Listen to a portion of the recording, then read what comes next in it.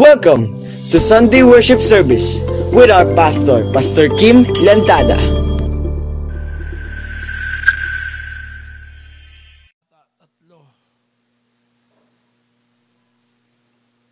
Talatang 9. Okay, kung nakita po natin, say amen. Okay, pwede na po natin basahin. Ready, get, set, go. Ang Panginoon ay hindi nagpapabaya sa kanyang pangako gaya ng inaakala ng ilan. Sa halip, nagbibigay siya ng pagkakataon sa lahat sapagkat hindi niya nais na may mapahamak, kundi ang lahat ay makapagsisi at tumalikod sa kasalanan. Okay, let us declare now. Ready, get, set, go. This is my Bible. I am what it says I am. I have what it says I have. I can do what it says I can do. Today, I'll be taught the Word of God. I boldly confess that my mind is alert, my heart is receptive, and I'll never be the same.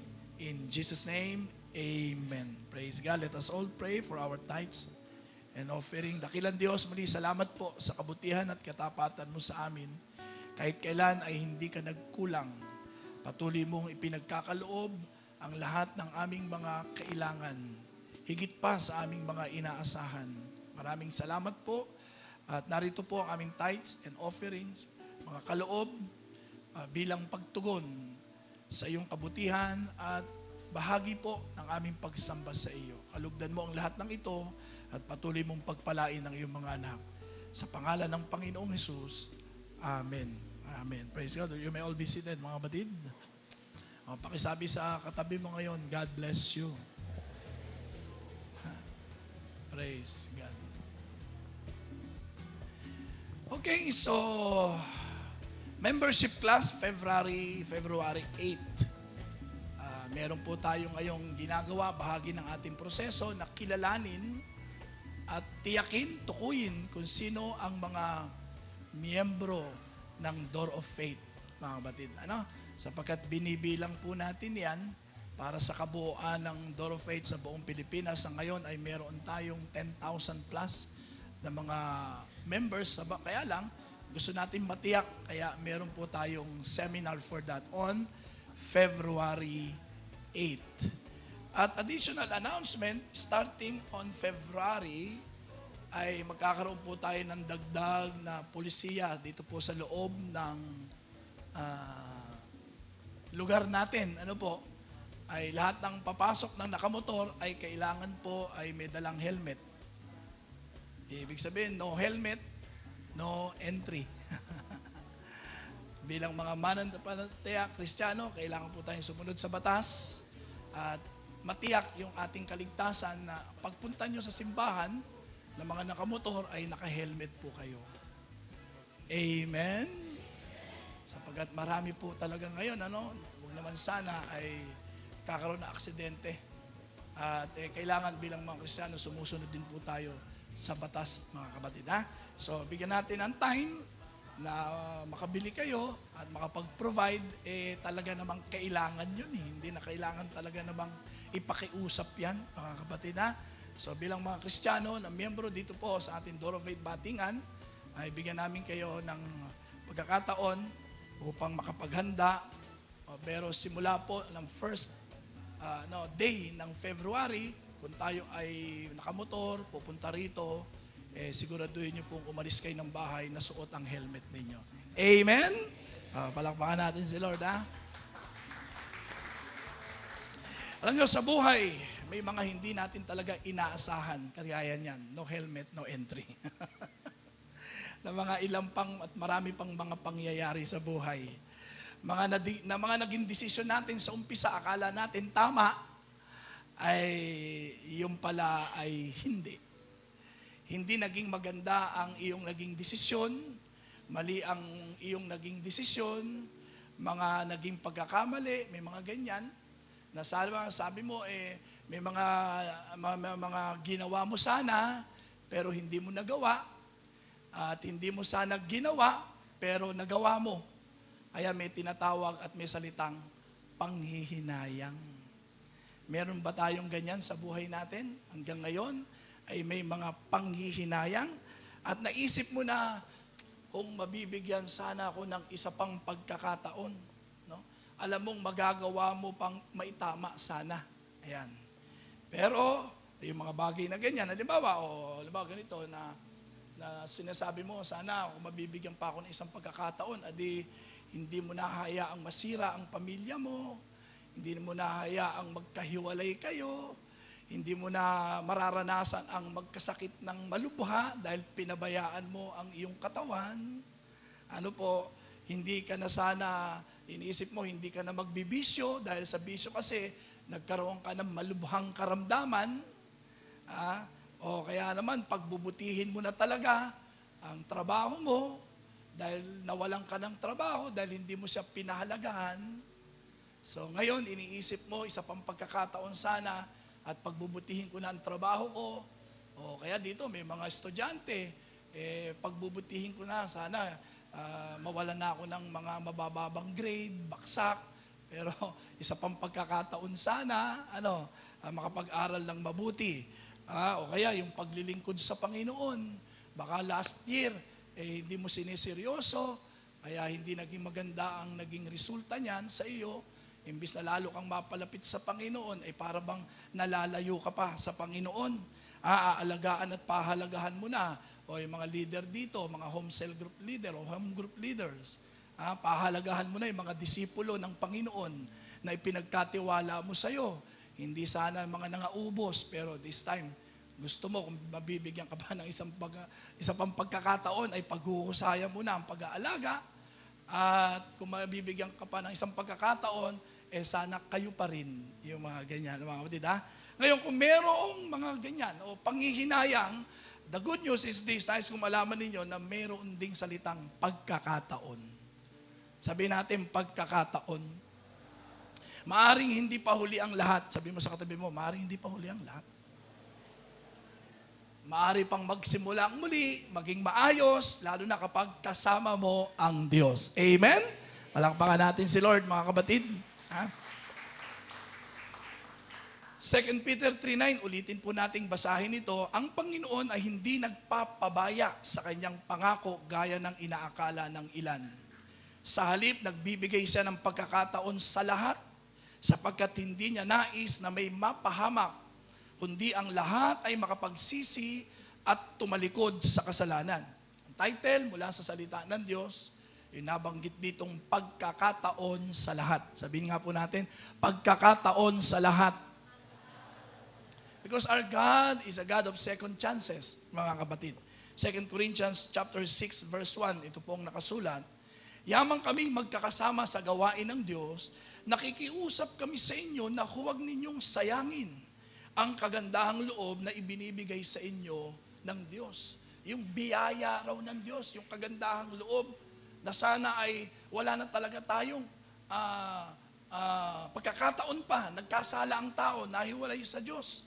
May kabayaran ng kasalanan, ang tao ay mapapahamak, mapupunta sa impyerno, mga kapatid, at hindi sa langit.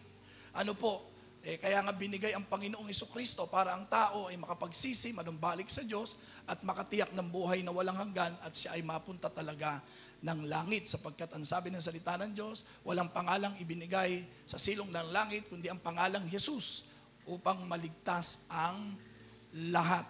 So kaya sabi rito, we don't deserve na hindi na talaga, kasi nagkasala na tayo sa Diyos Nagpasya na. Talagang pinagpasya na. Ang sabi ng salita ng Diyos, may kabayaran ng kasalanan, kamatayan, walang hanggang pagkahiwalay sa Diyos. Kaya sabi rito, buti na lang ang Diyos ay nagbigay pa sa atin ng pagkakataon. Sa buhay natin, sabi diyan, huwag nating sayangin yun. Mga kapatid, we don't deserve, pero praise God, yung opportunity na ibinibigay sa atin. At sabi sa ibang salin, ay huwag mong baliwalain. Huwag mawalan ng kabuluhan sana yung ginawa ng Panginoong Jesucristo para sa atin, mga kapatid. Kaya ang tanong ko ngayon, nais mo ba ng isa pang pagkakataon? Tanong mo sa katabi mo, gusto mo ba? Ang ating Diyos nagbibigay po ng pagkakataon sa lahat. Sabi mo uli sa katabi mo, kasama ka ron. Praise God. Dahil yan sa ating Panginoong Jesucristo. Pwede ba natin palakpakan ng Panginoong Jesus? Because of Him, merong lahat na pagkakataon. Our God is a God of second chances. Maaring sa tingin mo siguro, imposible. O pwede mong maisip na, Pastor, baka hindi na talaga mangyari. But, our sins can never be greater than the grace of God. Our failures can never be greater than the love of God. With God, there is a second chance. Sa Bible naman, kasi makikita natin, marami dyan na talagang hindi pinalagpas ang binigay na pagkakataon ng Diyos. Siyempre, makikita natin, unang-utang dyan, si Pedro ay talagang nag-backslide na yan. Itinatwa ang Panginoong Jesucristo, pero binigyan pa rin siya ng pagkakataon na makapanumbalik sa Diyos at muling magamit ng Panginoon at maging katuwang sa layunin ng Panginoon. Si Pablo, ay naging masigasig na talagang sa kanyang paniniwala hanggang sa nagawa niyang hadlangan, hanggang naising patayin at mamatay ang mga Kristiyano. Grabe yun, Pero binigyan pa rin siya ng pagkakataon ng Panginoon. Siya ay kinatagpo ng Lord at ang buhay niya ay nagamit ng Panginoon. Siya ay nakapaglingkod kay Lord. Si Zacchaeus, mga kapatid, he's a tax collector. Talagang hindi naging maganda ang panunungkulan nitong si Zacchaeus sa gobyerno at that time. Naging corrupt itong si Zacchaeus. At napatunayan natin yan sapagkat inamin niya yan nung siya ay nabigyan ng pagkakataon. Ang sabi niya, isasauli niya lahat ng nanakaw niya. Hanggang ika-4 na ulit pa ang sabi niyang ganon.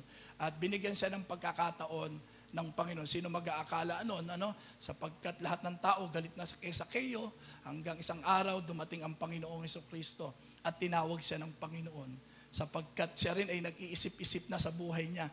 Bagamat marami siyang pera, pero hindi siya nagiging masaya dahil parang galit sa kanya ang mga tao. Kaya siguro sabi niya gusto niya nang magbago, pero papaano? Then one day Jesus came. Dumating ang Panginoon and He grabbed that opportunity.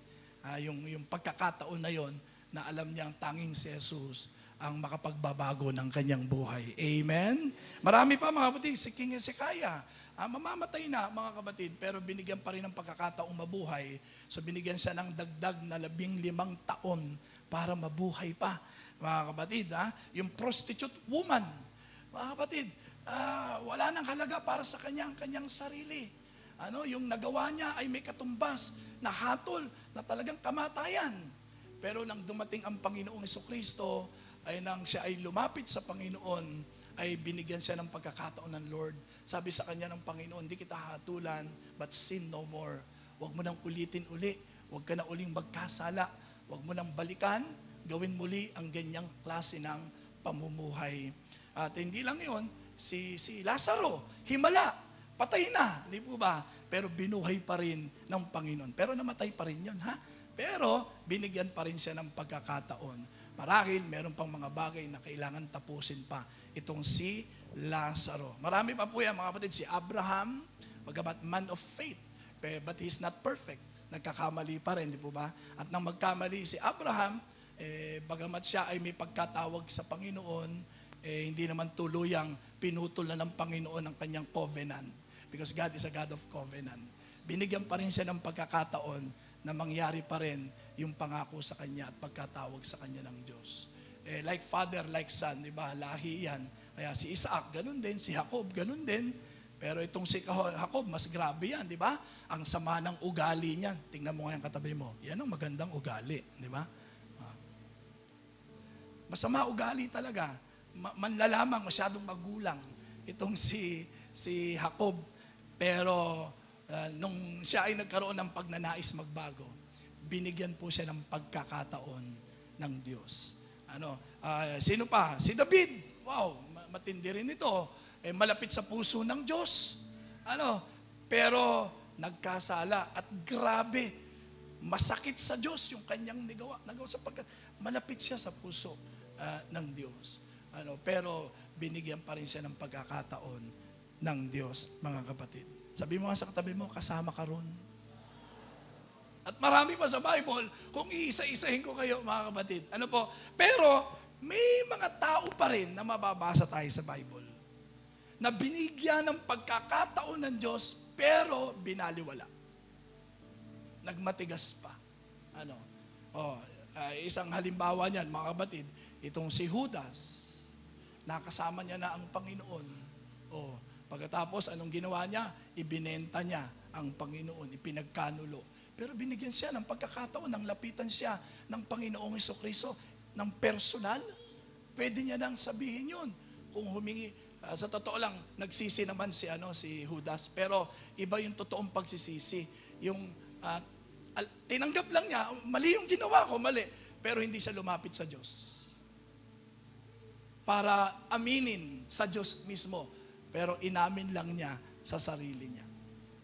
Kaya yun, nagpatiwakal si Judas. Si Haring Saul, binigyan ng pagkakataon na pinapuntahan ng Diyos kay Prophet Samuel para dalhin sa pagsisisi yung kanyang nagawang pagkakamali. Pero imbis na magsisi, nangatwiran pa. Ginastify pa yung mali, mga kapatid. So, kaya hindi siya katulad ni David. Bagamat iniisip mo, simple lang, tama naman, ay minsan, ang tama nagiging mali kapag hindi kalooban ng Diyos. So, ganun din, siyempre, merong isang mayaman, na binigyan ng pagkakataon dahil sa kanyang blessing, makatulong sa kanyang kapwa. Kaya inilagay itong si Lazaro na mahirap sa kanyang harapan. Imbis na tulungan, ay hindi niya tinulungan. Binigyan siya ng pagkakataon na sana'y marami pang blessing ang kanyang matanggap. Tandaan naman sana natin, ang blessing hindi lang para sa'yo. Amen? Yan ay magandang pagkakataon na hindi tayo puro ang ibe-bless. Pagkakataon naman tayo ay maging blessing. Kaya lang pinalagpas ng mayaman na ito. Meron pang isang mayaman na lumapit sa Panginoong Hesukristo. Sapagkat siya ay nagtanong patungkol sa buhay na walang hanggan, sapagkat para sa kanya, itong mayamang lalaki na ito, nasa kanya na ang lahat. Isa lang ang hindi niya sigurado, mga kapatid, yung buhay na walang hanggan. Kaya tinanungin niyan sa ating Panginoong Hesukristo. At binigyan siya ng pagkakataon ng Panginoon na talagang matiyak niya na siya ay magkaroon ng buhay na walang hanggan. So sinubok siya ng Panginoon, sige, tumulong ka sa mga mahihirap. Binigyan siya ng pagkakataon, mga kapatid. Pero tinanggihan niya yon. Hindi niya sinunod yung utos ng Panginoong Hesukristo. Meron pa. Isa na lang. Ang dami rin yan Si Felix, isang gobernador, binigyan ng pagkakataon sapagkat mabuting tao rin naman ito. Si Felix, matulungin din ito. Kaya lang yung pagiging mabait, matulungin, hindi garantiya na ikaw ay mapupunta sa langit, mga kapatid.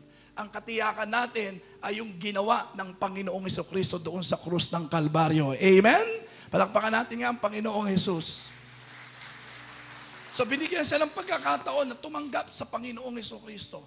Pero ipinagpaliban niya yon. Ang sabi niya, mukhang gusto mo pa akong maging Kristiyanong katulad mo So hindi niya pinansin yon. Mula noon, wala nang nalathala na ilagay sa Bible. Kung katiyakan tumanggap ba talaga o tuluyang talagang kinalimutan niya na yung ibinahagi sa kanya ni Pablo. Sana, mga kapatid, isa tayo, sapagkat lahat ay binibigyan ng pagkakataon, sana ay maisama tayo sa mga hindi pinalagpas ang pagkakataon na ibinibigay ng Diyos. Amen. Sabi mo sa katabi mo, may pagkakataon ka pa. Ngayon, kung nais mo ng isa pang pagkakataon, 3 bagay ang pakatandaan natin. Okay? Una, ang kabiguan ay hindi katapusan. Failure is not final. Lahat tayo nakakaranas na mabigo, mga kapatid. Lahat tayo nakakaranas na magkamali sa ating mga naging desisyon sa buhay at minsan ay nagdudulot ng malaking problema sa atin. But that's not final. Mga kapatid, tingnan mo ang katabi mo kung buhay pa. Hindi pa final.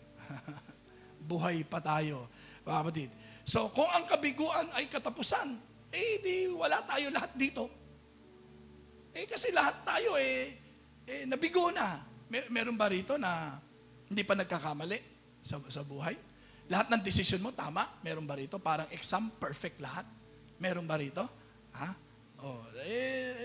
Buti na lang, mayroong pagkakataon. Amen? Si Pedro nga, sa totoo lang, mahirap nang makabalik yun. Pero binigyan pa rin siya ng pagkakataon ng Panginoon. at nagamit pa siya mightily and effectively. Mas matindi pa ang nagawa ni Pedro kaysa dati. Ha? So, si Zaqueo, malabo na yan. Na mabago pa, mga kapatid. Pero, hindi pa tapos kasi ang Panginoon. Hanggat ang tao ay nabubuhay, laging binibigyan ng pagkakataon yan. Mabuti o hindi mabuti, gaano man sa tingin natin kasama ang isang tao, ang Diyos talaga ay Diyos ng pagkakataon yan. Amen? Lalo na ako siguro, wala ako dito sa inyong harapan kung hindi ako nabigyan ng pagkakataon ng Panginoong Heso Kristo. Okay, so, praise God, at tinawag pa tayo na pagpapastor. Sa simula pa lang naman, bago ako ipanganak, talagang yun na ang pagkatawag sa akin ng Panginoon. Ganyan ang calling ng Panginoon. No? Sa tiyan pa lang tayo. Yun na ang magiging buhay natin bilang pastor. Sa akin po yun. Dahil sa kasalanan, napariwara tayo. Dahil sa kasalanan, hindi naging maganda ang buhay ko noon nang wala sa Panginoon. Pero binigyan ako ng pagkakataon para mangyari pa rin ang kalooban at pagkatawag sa akin ng Diyos. Amen. Palakpakan natin si Lord. Hallelujah. Dahil ang Diyos ay Diyos ng isa pang pagkakataon. Kaya may mga pagkakamali na naitatama pa rin. May mga kasalanan na napapatawad pa rin, mga kapatid. Kasi kung walang isa pang pagkakataon, sa totoo lang, wala na ring simbahan ngayon. Walang church. Wala tayo lahat dito. Bakit?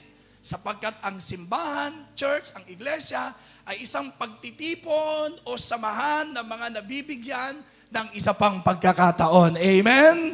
Palakpakan natin si Lord. Kaya tayo narito hanggang ngayon. Jeremiah 31:34.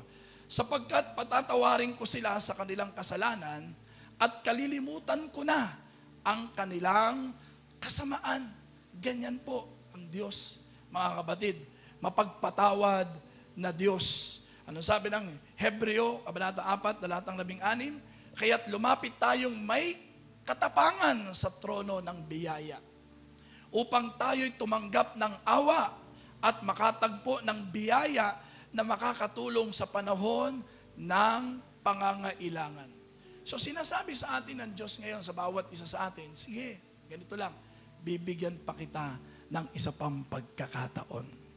This year, 2025. Sabi nga, one more year for you. Okay ba yon? Amen? So nagka-problema man sa pamilya mo, sa trabaho mo, sa negosyo, sa pag-aaral mo, sa paglilingkod mo, nagkasakit ka, nagkamali ka, nagkasala ka, our God is a God of second chances. Huwag mong titingnan ang kabiguan na isang katapusan na. Nagpapakita din yan, mga kapatid, na isa pang pagkakataon upang maituwid ang mga naging pagkakamali natin. At magawa mo ang tama hanggang sa maranasan mo ang magtagumpay. Ganda yan. Yung paggising mo pa lang sa umaga, purihin ang Panginoon. Maaari mo pang magawa yung hindi mo nagawa at maaari mong itama ang mga naging pagkakamali at pagkakataon na makagawa pa ng mga bagong bagay sa buhay mo. Amen? Kaya paggising mo sa umaga, anumang problema ang pinagdadaanan mo, may pagkakataon ka pa, kapatid. Failure is not final. Ang kabiguan ay hindi katapusan. Pangalawa, ang kasalanan ay may kapatawaran. Amen. Ang tao nagkakasala po talaga. Walang sino man sa atin dito ang hindi nagkakasala. Hanggang ngayon, kahapon, hindi ko na kailangang hulaan. Nagkasala ka kahapon.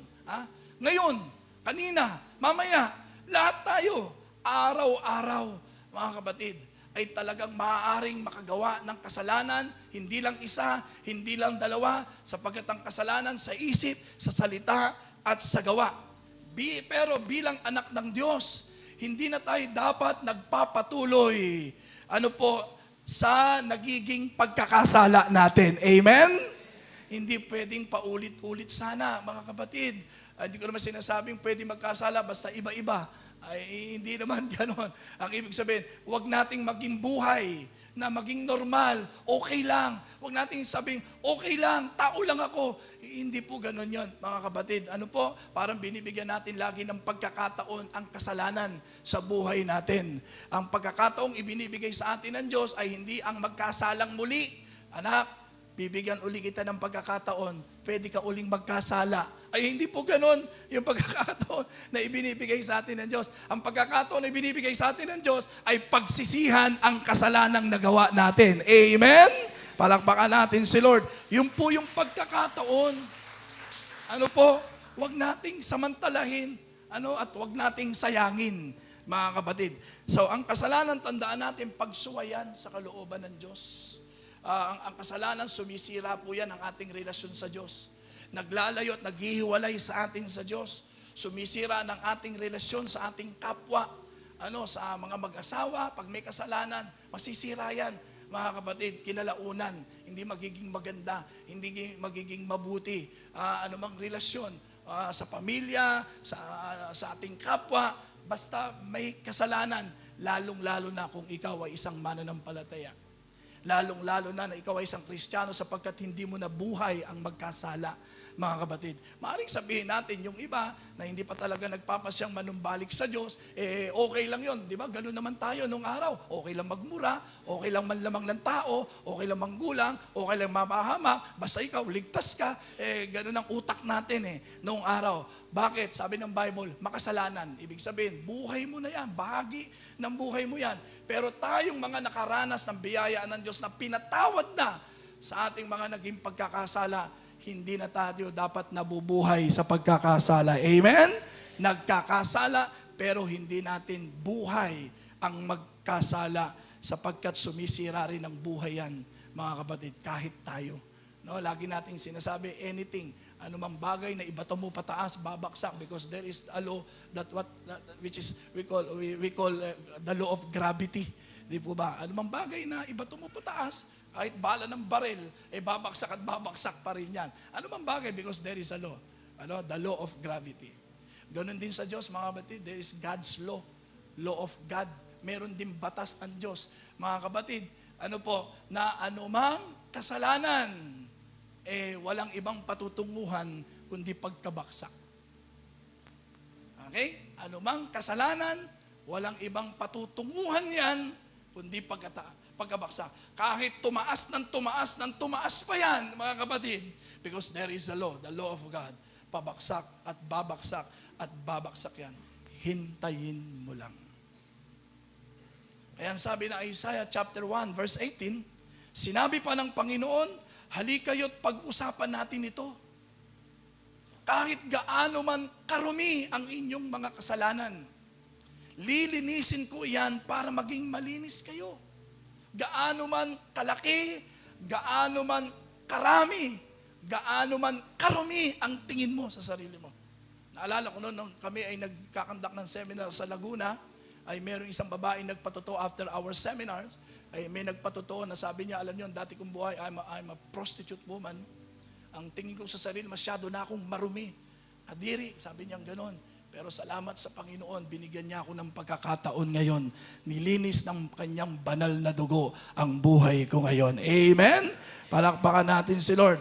Kahit gaano karumi ang tingin mo at nararamdaman mo sa sarili mo, patatawarin ka pa rin ng Diyos sapagkat ang Diyos ay mapagpatawad na Diyos. 1 John chapter 1 verse 9, kung ipinapahayag natin ang ating mga kasalanan, siya ay tapat at makatarungan na magpapatawad sa ating mga kasalanan at maglilinis sa atin mula sa lahat ng kasamaan. Ano lang ang kailangan? Kung ipapahayag. Ano ibig sabihin? Kung aaminin natin, tatanggapin natin, Lord, ikaw ang tama, ako po ang mali. Baka kasi minsan ganitong sinasabi natin, Lord, mali ka, ako ang tama. Sabi ko sa'yo, Lord, mali ka eh. O, di ba? Sinong tama? O, di ba ako? Pwede bang mangyari yun, mga kapatid? Siya ay Diyos. Hindi kailanman nagkakamali, nagkakasala ang Diyos, mga kapatid. Ano po? Siya ay banal na Diyos. Amen? Malinis.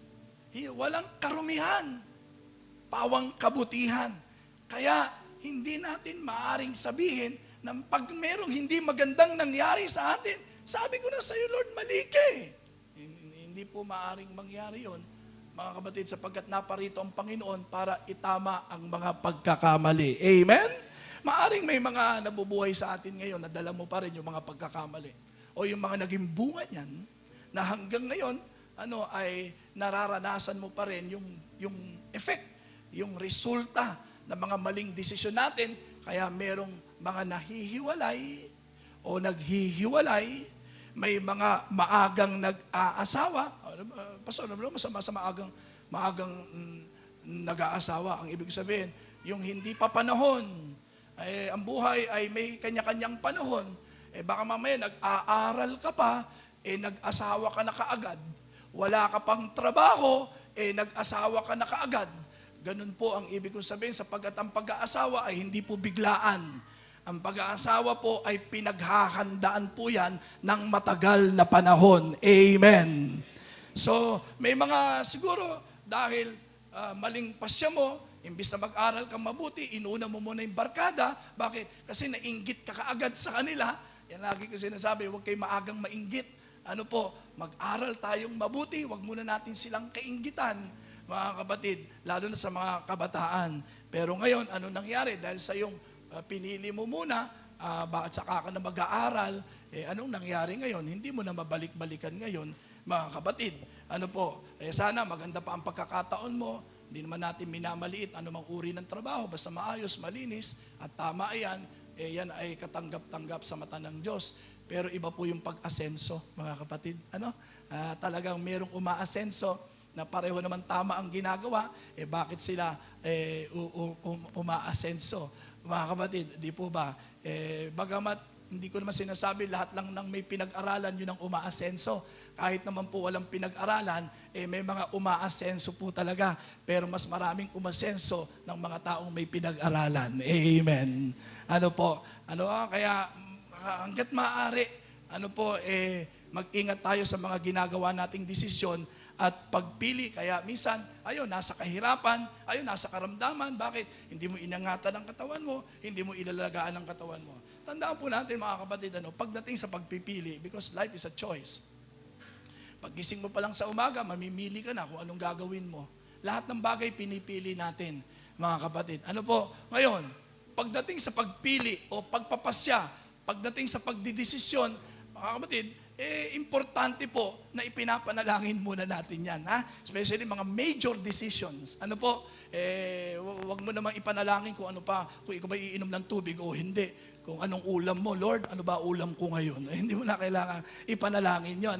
Pero yung pag-aasawa, yung karir mo, lalo na yung paglilingkod sa Panginoon, pagtanggap sa Panginoon, importante po, number 1, bago ka magpasya, lalo na kung meron kang problema, sama ng loob, nasaktan ka, ay payo ko sa'yo, huwag kang magpapasya sa sarili. Una, idulog mo sa Diyos. Idalangin mo talaga. Ngayon, pagdating sa panalangin, may mga ganito. Lord, pinanalangin ko na. Sabi mo, Pastor, pinanalangin ko naman. Ano bang klase panalangin mo? Baka in-inform mo lang si Lord, hindi mo naman tinanong si Lord. May mga ganyan Pinag-pray ko po yan. Baka sinabi mo lang kay Lord, Lord, ito po ang pasya ko. Thank you, Lord. Baka ganun ang prayer mo. Lord, ito po ang gusto ko. Pagpalain mo po ako. Thank you, Lord. Hindi mo muna tinatanong talaga si Lord. Ang totoong panalangin, mga kapatid, ay inaalam mo kung ano talaga ang kalooban ng Diyos sa buhay mo. Amen? Hindi mo iginigiit yung sarili mong kalooban, mga kapatid. So yan ang una, you really pray. Pangalawa, mga kapatid, matapos mo yung pag-pray, ang Diyos ay buhay, nangungusap po yan, so kailangan mo ng ebidensya, kailangan mo ng prueba na talagang ito ay kalooban ng Diyos. Anong magiging katibayan mo, mga kapatid? Siyempre, salita ng Diyos. Amen? Dapat meron kang katibayan, na talagang, alam ko, kalooban ito ng Diyos. Hindi po pwedeng wishy-wishy-wishy. Hindi mo pwedeng nanguhula lang. Kalooban, alam ko, kalooban ng Diyos. Bahala na, basta si Lord. Hindi. Ito, kaya may Biblia. Kaya may salita ng Diyos. ito po ang tanging pruweba natin, mapanghahawakan natin na talagang ang pinagpasyahan natin ay kalooban ng Diyos. Amen? Ngayon, Pastor, bakit yung paninigarilyo, nasa Bible ba yan? Maraming mga bagay na wala naman sa Bible. Di ba? Di kami na magpapasya nun. Meron bang sa Bible sigarilyo? Di ako na magpapasya. Kung pwedeng manigarilyo o hindi, wala naman sa Bible yon. Tama ka nun. Doon sa tinatawag na written word. Pero ang Bible po, hindi lang mang nakasulat, kundi may tinatawag pong rhema word yan. Yung talagang pangungusap ng Diyos sa puso natin. Halimbawa, paano ka pangungusapan ng Diyos patungkol sa bisyo? Di ba, sabi ng salita ng Diyos, nagbasa ka, ang iyong katawan ay templo ng Diyos. So, pwede sa iyong mangusap at magrema ang Diyos. Alagaan mo, ingatan mo, huwag mong gamitin ang iyong katawan sa ikasisira ng mga baga mo, ng atay mo, at anumang uri ng organ mo. Nagkaintindihan ba tayo mga kapatid? So, kailangan maglaan tayo ng panahon, matuto tayong maghintay sa pangungusap ng Diyos. Hindi natin kailangan magmadali, mga kapatid. Of course, may mga urgent talaga, may mga emergency, pero mag-ingat po tayo sa mga emergency sapagkat pag wala tayong wisdom coming from God at hindi tayo familiar sa salita ng Diyos, malamang magkamali rin tayo ng pasya, mga kapatid. Kaya una, panalangin, pangalawa, salita ng Diyos, at pangatlo, importanteng may nagpapayo sa iyo. Amen. Hindi ikaw ang magpapasya. Tanungin mo muna ang ilang mga tao na mga nakaranas, mga nauna sa iyo, mga natuto na sa buhay. Kaya nga sabi, igalang natin ang mga may edad. Tingnan mo yung katabi mo, igalang mo yan. Importante yan bilang mga Kristiyano, mga kapatid, sapagkat ang gusto ni Satanas, madalian. Sige na, parang scam. Pine-pressure ka, di ba? Sige na, padala mo na sa GCash. O yun, patay, scam. Ang Kristiyano, hindi kailangan magmadali ngayon, mga kapatid. Amen? Kaya, sana, maging matalino tayo, mga kapatid. Totoo na binayaran na ng Panginoong Kristo sa pamamagitan ng kanya ng banal na dugo ang ating mga kasalanan. Kaya lang, minsan may mga alaala pa rin tayo. Hindi naman mawawala sa alaala natin yung mga naging pagkakamali natin, nandyan pa rin yan. Kaya lang, may magandang magiging dulot na layunin yan. 3. Bagamat may mga hindi tayo mga pagagandang pangyayari, hindi na mabubura naman talaga sa isip mo yon.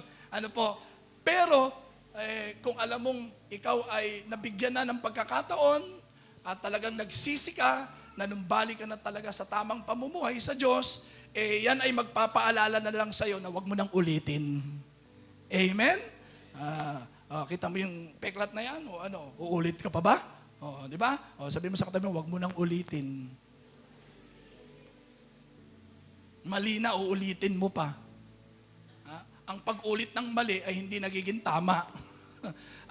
Para maging tama ang mali, gawin mo ang tama, mga kapatid. Pangalawa, maaaring magamit mo yan para mas makaunawa ka sa iba na nakaranas ng katulad ng iyong karanasan. Alam, magagawa mo, makakapag-ministeryo ka, di ba? Kasi iba sasabihin, hindi mo naman naiintindihan, hindi mo naman nararamdaman yung aking karanasan. Ikaw mismo, dinanas mo yun. So nagkakaroon ka ng authority sa kanya para mapakinggan kanya at sumunod sa iyo yan. Kasi ikaw mismo nakaranas nung kanyang nararanasan. Tandaan mo, walang taong ikaw lang ang nakaranas niyan. Kaya sabi ng Bible, wala pang pagsubok na dumating sa tao na hindi dinanas ng lahat ng tao. Lahat tayo dinadanas natin. Pare-parehas tayo, mga kapatid, na may problema, pagsubok, mga pangangailangan. Pero, may mga taong gagamitin si Lord katulad ng ating mga karanasan. Amen? At makakatulong din yan, mga kapatid, na malaman ng mga tao na ang Diyos ay nagbibigay ng pagkakataon. Nakilala ka nila, dati kang ganon. Yung ugali mo, dating ganon. Tapos makikita ka ng ibang tao, ganon pa rin. Ganon pa rin talaga. Pero pag nakita ng ibang tao na may pagbabagong nangyari sa buhay mo, si Kim, dating, di ba? Tapos, pastor na ngayon? Wow, sabi ko ngayon, totoo yan bro, kung nagawa sa akin ni Lord yan, pwede rin gawin sa'yo ng Panginoon yan. Amen. Palakpakan natin si Lord. May mga pwedeng maging layunin din, Yung mga nakaraan natin na hindi maganda, pwedeng maging kasangkapan ng Diyos yan. mga kapatid. Because God uses everything in our lives. Even our failures, mistakes. Pwede pa rin because God, sabi nga mga kapatid, di ba? Mula sa hindi mabuti, pwedeng makagawa ang Diyos ng mabuti, mga kapatid. Because He is God. Amen? So, ang isang magandang halimbawa, si Pedro. Si Pedro, malakas ang loob niyan. Grabe ang confidence ni Pedro. Tinanong ng Panginoon, kamusta ang inyo? Sabi ni Pedro, Panginoon, ako po, iiwanan kayo ng lahat. Pero ako, kailanman, hindi ko kayo iiwan. Ganun ka boldness ni Peter. Ganun po talaga si Peter. Malakas ang loob niya. Kumpiyansa sa sarili yan. Kaya sabi niya sa Panginoon, iwanan kayo ng lahat, pero ako, never. Siyempre si Lord, hindi lang niya nakikita ang nakaraan, hindi lang ngayon, maging bukas natin, nakikita ng Panginoon yan. Kaya sabi ng Panginoon kay Peter, naku po Pedro, para praise lang ha, naku po Pedro, intindihin mo muna yung sinasabi mo ha, gawin mo muna bago ka magsalita. Kasi alam mo, itatatwa mo ko, hindi lang isang beses, hindi 2 beses. Naku Pedro, 3 beses mo pa akong itatatwa. Hintayin mo pag tumilaok ang manok. Ayan. So, nung dinakip nga ang Panginoong Hesukristo, ayun, tinatwa niya ang Panginoong Hesukristo. Nagulangtang ngayon si Pedro. Pagkatapos, ganito ang nangyari. Siyempre, guilty feelings yun Hindi biro yung ginawa niya. Feeling niya talagang lubos ang tiwala sa kanya ng Panginoon, pati yung mga kapwa-alagad niya, hangang-hanga sa kanya. Lagi talaga siyang hinahangaan, mga kapatid, dahil sa lakas ng loob talaga ni Pedro. Pero inyo, nung merong dadakpin pa lang ang Panginoon sa Garden of Gethsemane, tumayo agad si Pedro. Anong ginawa ni Pedro? Tinaga yung tenga ng isang sundalo na dadakip sa Panginoong Jesucristo. Ganyang katapang si Pedro, ganyang kaloyal itong si Pedro. Pero what had happened? Backslide. Guilty feelings. Sabi ng Panginoon, Pedro, mangingisda ka ng isda, pero gagawin na kitang mamalakaya ng tao. Sumunod ka sa akin. Kaya sumunod naman si Pedro. Pero dahil sa pangyayari, bumalik sa pangingisda ng isda si Pedro. Ganyan pala talaga ang nangyayari, mga kapatid. May tendency bumalik tayo sa dati nating pagkatao. Pero sabihin mo sa katabi mo, wag na. Iniwan mo na nga yun, babalikan mo pa. Iniwan mo na yun, babalikan mo pa. Mga kapatid. So, kaya guilty si Peter. Nangisda na lang, nakadamay pa yon. So, isang araw. Then, because God is a God of chances. Pero gusto ko munang bigyan diin pa yung guilty feelings ni Peter, Siguro, nung nakapako na sa krus si Jesus, ano kayang pakiramdam ni Peter? Hey, Pedro, si Jesus nakapako sa krus. Ano kayang pakiramdam ni Peter dahil tinatwa niya ang Panginoong Jesucristo? Siguro mga negative thoughts na yon, di ba? Katulad ni si Satanas, yung mga nilalagay kay Judas. Kasi pag talaga may guilty feeling, sasaktan tayo, may problema tayo, may mabigat tayong pinagdadaanan, dumarating ang masasamang espiritu, bubulungan ka na. Siguro binubulungan si Peter, mga kapatid. Ano ka? Dahil sa'yo, siya ngayon nakapako. O babalik ka pa? Ayan, siguro sabi ni Peter, Ako ang dahilan. Naalala ko tuloy yung isang preacher, masyadong na-carried away sa kanyang pangangaral. About crucifixion ang kanyang pangangaral kasi mahal na araw. Sinagsiba ang lahat, sabi niya, kayo, sabi ng preacher, kayo ang may gawa kung bakit nagkaganyan ang Panginoon. Ganun yung nagpipreach. Kayo, ikaw, lahat. Ikaw ang dahilan. Kaya nakapako, nagkaganyan ang Panginoong Jesucristo. Alam mo ba yun? Merong isang lalaki, hindi makatiis, Batanggenyo. Tumayo, sabi, Father, dumating ako rito, gayaan na yan. So, siguro, ano kayang pakiramdam ni Peter? Ang matindi nun, nung namatay pa. Kamusta na si Lord? Patay na. Ayan, patay ka ngayon, Peter. Siguro matindi yung guilty feelings ni Peter noon, di ba? Oh, ang matindi noon, nung nabuhay. Uy, nabuhay ang Panginoon. Ha? Nabuhay? Patay ako, baka balikan ako noon. Mas matindi lalo siguro yung guilty feelings noon, di ba? But one day, Jesus came. Peter, do you still love me? Yes, Lord. I still love you. Really? Peter, do you really love me? Yes, Lord. I love you, Lord. Peter, talaga ba? Mahal na mahal mo ako? Opo, Lord. Mahal na mahal ko kayo. Then, feed my flock. Opportunity. Chance. Binigyan pa rin siya ng pagkakataon ng Panginoon. Amen? Palakpakan natin si Lord. And when He preached boldly, mightily. Higit sa dati, dumoble yung tapang ni Peter. Grabe yun. Kaya thousands of souls ang mga naliligtas sa pangangaral ni Pedro. Sabi mo sa katabi mo, ganun ka rin. Sapagkat ang Diyos ay mapagpatawad na Diyos. Kahit gaano kagrabe ang nagawa nating kasalanan, hindi ibig sabihin ay wala ng kapatawaran. Yung banal na dugo ng Panginoong Hesus, sapat na yun. Naglaan ang Diyos ng kapatawaran. Sa sino mang lalapit, magpapakumbaba, aaminin, ikaw ang tama, Lord. Mali po ako. Ang Diyos ay mabilis na nagpapatawad ng kasalanan. Amen? Pangatlo, ano yung una? Ang kabiguan ay hindi katapusan. Pangalawa, ang kasalanan ay may kapatawaran. Kaya walang maliit, walang malaki, ha? Pero pangatlo, ang maganda, hindi kawalan, kundi mabuting kinabukasan ang nakalaan pa sa'yo. Kasi minsan inisip natin, wala na. Nagkamali na ako. Wala na tong pamilya ko. Wala na tong asawa ko. Wala na tong boyfriend ko. Wala na tong girlfriend ko. Wala na. Sabi mo sa katabi mo, nagkakamali ka ron. Jeremiah 29 verse 11. Alam ko kung paano ko tutuparin ang mga plano ko para sa kabutihan ninyo at hindi sa kasamaan nyo. At plano para bigyan kayo ng pag-asa na magkaroon kayo ng mabuting kinabukasan. Hallelujah. Paring hindi mo pa nakikita, ang kita mo lang yung nakaraan at kung ano ang naging bunga ngayon.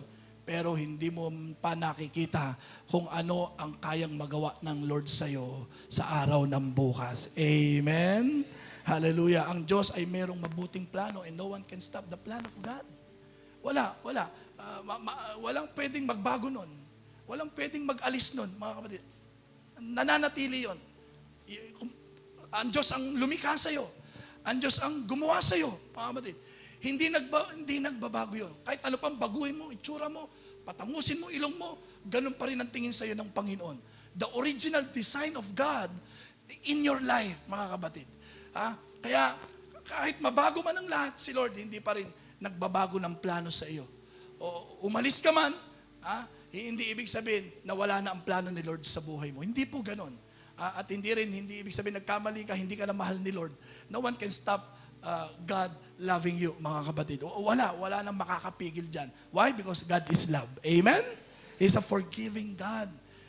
Yun po ang Diyos natin mga kapatid.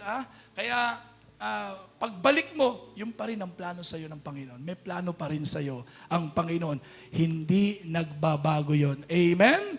Your future is not dictated by your past. Huwag kang mabuhay sa nakaraan. Amen? Ano man ang iyong nakaraan, hindi na mababago nito ang iyong kinabukasan. Yung kinabukasan na galing sa Panginoon. Pero yung ngayon, yan ang magdadala sa iyo sa mabuting kinabukasan. Because it is a future designed by God. No one can erase it. No one can change it, mga kapatid. Proverbs 21 verse 5, pinakita na po ito, mga kapatid. Kaya nga, pahayag ito. Ito na yung mangyayari sa kaduluduluhan, sa ending na, mga kapatid. Ano sabi rito? Pagkatapos ay sinabi na nakaupo sa trono, pagmasdan ninyo, binabago ko na ang lahat ng bagay. At sinabi niya sa akin, isulat mo, maasahan at totoo ang mga salitang ito. Ang Diyos ay hindi nagbabago, pero nagagawa niyang baguhin ang lahat. Amen? Palakpakan natin si Lord. Hallelujah. Kaya si Pablo, kahit mamamatay tao yan, binigyan ng pagkakataon na bago ng Diyos ang buhay niya. Philippians 3:12-14, ano ngayon ang ginawa ni Pablo? Ang sabi niya rito, hindi sa nakamtan ko na ang mga bagay na ito. Hindi rin sa ako'y ganap na. Ngunit sinisikap kong makamtan ang gantimpala sapagkat ito ang dahilan kung bakit ako'y tinawag ni Kristo Jesus. Mga kapatid, hindi ko ipinapalagay na nakamit ko na ito. Ngunit isang bagay ang ginagawa ko, nililimot ko ang nakaraan at sinisikap marating ang layuning nais kong makamtan. Nagpapatuloy nga ako patungo sa hangganan upang makamtan ang gantimpala ng pagkatawag sa akin ng Diyos sa pamamagitan ni Kristo Jesus, ang buhay na hahantong sa langit. Ang ginawa ni Pablo, kinalilimutan niya na ang nakaraan at siya ay hindi na nabubuhay sa nakaraan, bagkus siya ay nagpapatuloy sa pagkakataong ibinigay sa kanya ng Diyos. Amen? Sabi mo sa katabi mo, may gagawin pa si Lord sa buhay mo.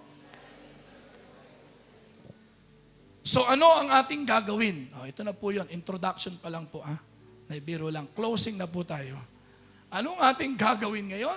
Alam natin ngayon na ang anumang kabiguan ay hindi katapusan, walang kasalanan na walang kapatawaran, at lagi mo tandaan, habang buhay ka, kapatid, pagkakataon yan.